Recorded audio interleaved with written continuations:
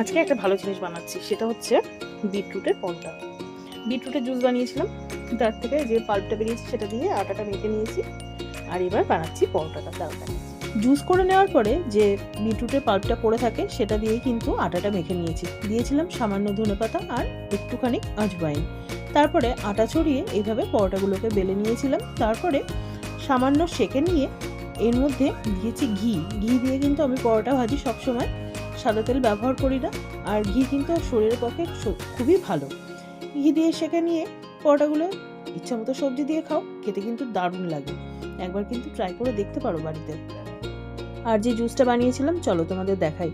আমি 2-3 দিন অন্তর অন্তর এরকম বিটরুটের জুস বানিয়ে রাখি, আর এভাবে কিউব বানিয়ে রাখলে পরে সুবিধা হয়। এটা প্রত্যেকদিন সকালবেলা জিমে যাওয়ার আগে গরম জলে জলের মধ্যে দিয়ে তারপরে খেয়ে যাও।